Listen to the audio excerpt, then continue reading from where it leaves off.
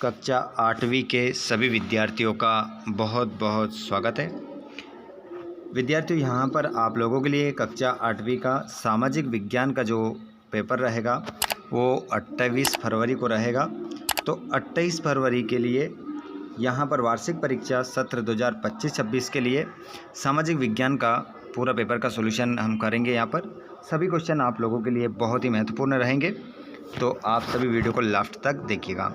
और चैनल को सब्सक्राइब नहीं किया हो तो चैनल को सब्सक्राइब कर लीजिएगा ताकि आपको आने वाली क्लास का वीडियो मिल सके। चलिए बच्चों, तो बिना देर किए हम स्टार्ट करते हैं पहले क्वेश्चन से। यहाँ पर पहला क्वेश्चन आपकी स्क्रीन पर आपको नज़र आ रहा है, बहुविकल्पीय प्रश्न। प्रश्न क्रमांक 1 से 5 तक बहुविकल्पीय प्रश्न मिलेंगे आपको, जिसमें आपको क्या करना है, एक सही विकल्प का आंसर चुनकर लिखना है। जो सही विकल्प दिया हुआ है उसको चुनकर आपको लिखना है।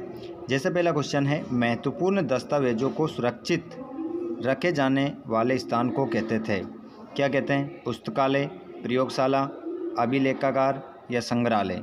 तो इसमें आपका जो सही उत्तर लगाना है, आपको अभिलेखागार लगाना है। क्वेश्चन है, बिरसा ने बाहरी लोगों को किस नाम से संबोधित किया था? जो बिरसा मतलब बिरसा मुंडा। बिरसा मुंडा ने जो बाहर से लोग आए थे उनको किस नाम से उसने संबोधित किया था? मुंडा, दीकू, अंग्रेज, घुमंतू।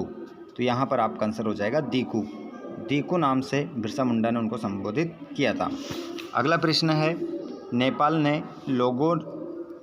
नेपाल के लोगों ने अपने देश के लिए नया संविधान कब बनाया? तो जो नेपाल है, नेपाल के लोगों ने अपने देश के लिए नया संविधान कब बनाया? तो ये बनाया 2015 में। अगला क्वेश्चन है, धर्मनिरपेक्षता का एक महत्वपूर्ण पहलू है। तो धर्मनिरपेक्षता का जो एक महत्वपूर्ण पहलू होगा वो हो जाएगा भेदभाव करना। ये तो होगा ही नहीं। जातिवाद, ये भी नहीं होगा। किसी एक धर्म को महत्व देना, ये भी नहीं होगा। ये हो जाएगा धर्म को राजसत्ता से अलग करना। अगला क्वेश्चन, बजट में नहीं दर्शाया जाता आगामी वर्ष की विकास योजना, पिछले वर्ष का वित्तीय विवरण, आयकर के प्रावधान। तो यहाँ पर हो जाएगा आगामी चुनाव की योजना। ये नहीं दर्शाया जाता है किसमें? बजट में। बाकी ये जो 3 ऑप्शन हमने देखे ये दर्शाया जाता है बजट में। उसके बाद में यहाँ पर हम देखेंगे 6 से लेकर 10 तक ऑब्जेक्टिव टाइप क्वेश्चन, जो खालिस्तान के रूप में आपको लिखना है। नील का पौधा मुख्य रूप से क्षेत्रों में उगता है। तो जो नील का पौधा होता है मुख्य रूप से उष्णकटिबंधीय। आंसर लिखोगे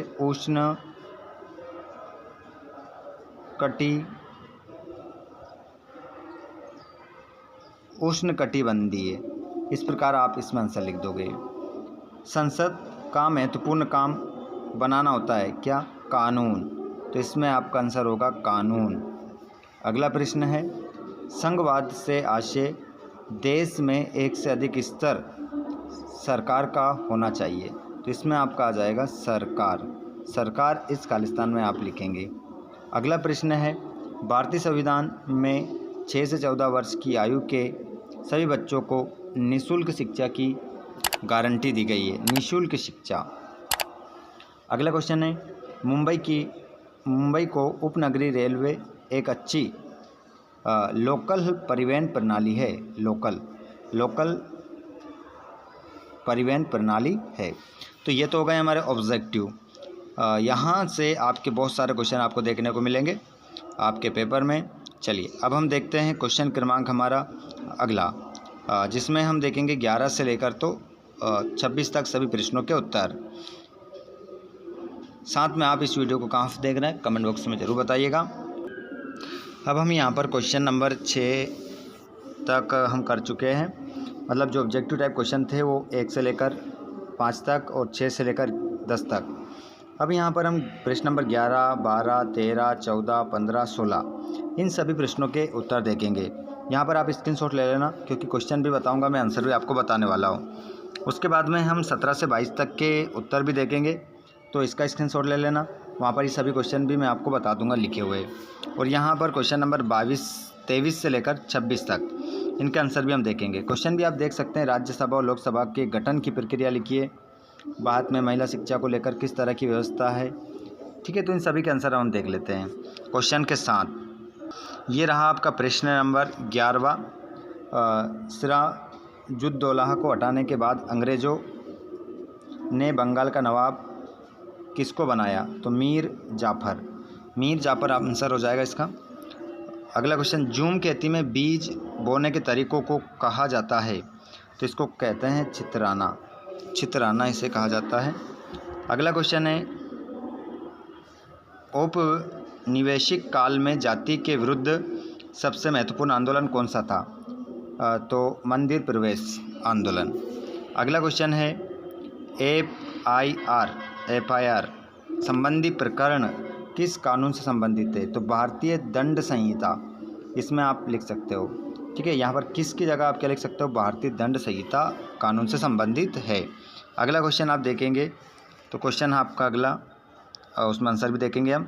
ये रहा प्रश्न नंबर आपका 15, आदिवासियों का पलायन शहरों की ओर क्यों हो रहा है? तो बेहतर रोजगार और शिक्षा के अवसरों की तलाश में हो रहा है।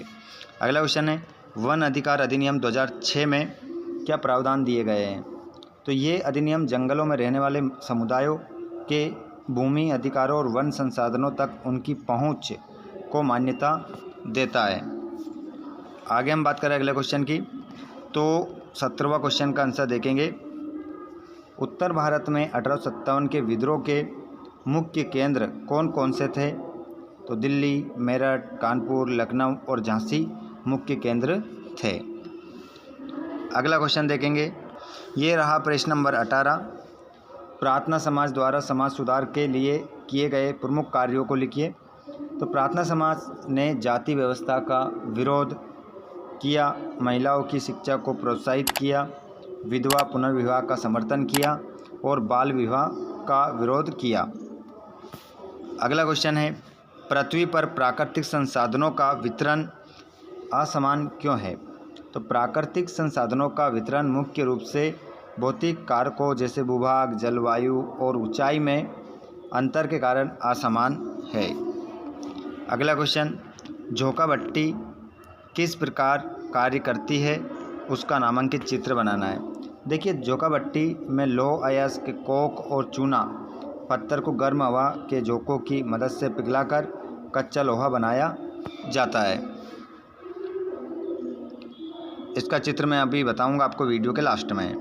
तब तक आप 21वां क्वेश्चन देखिए। प्रवास, आप प्रवासी एवं उत्प्रवास शब्द के अर्थ लिखिए। देखिए, प्रवास एक स्थान से दूसरे स्थान पर लोगों की आवाजाही है। अप्रवासी वे लोग हैं जो एक नए देश में रहने आते हैं, जबकि उत्प्रवासी वे लोग हैं जो अपना देश छोड़कर दूसरे देश में जाते हैं। समझ गए? प्रवास एक स्थान से दूसरे स्थान, अप्रवासी जो दूसरे देश से आते हैं और उत्प्रवासी जो अपने देश से दूसरे देश में चले जाते हैं।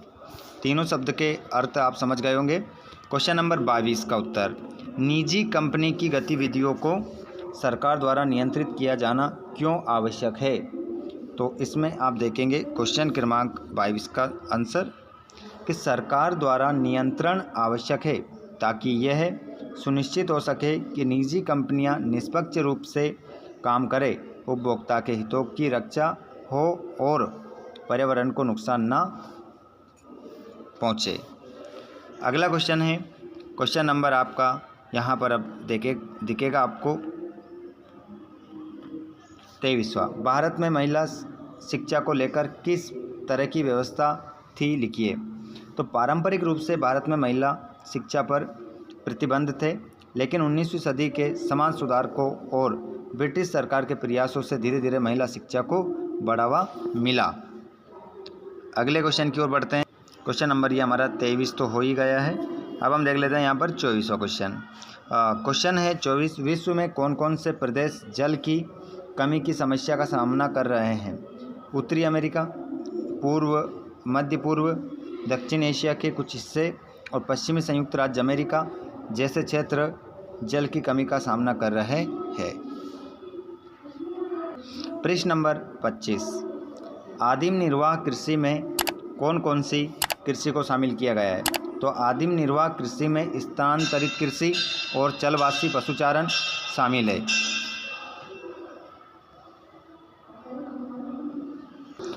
प्रश्न नंबर लास्टवा,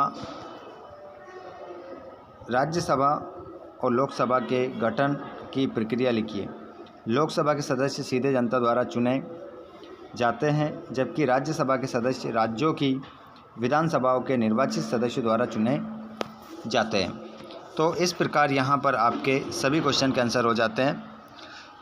जितने विद्यार्थी क्लास में जुड़ रहे हैं, अगर आपने चैनल को सब्सक्राइब नहीं किया हो तो चैनल को सब्सक्राइब ज़रूर कीजिएगा और घंटी के बटन को ऑल पर ज़रूर करें, ताकि आपको दूसरे विषय के पेपर का सॉल्यूशन इसी प्रकार से मिल सके। साथ ही आप इस वीडियो को कहाँ से देख रहे हैं कमेंट बॉक्स में ज़रूर बताइएगा। धन्यवाद। Thanks for watching.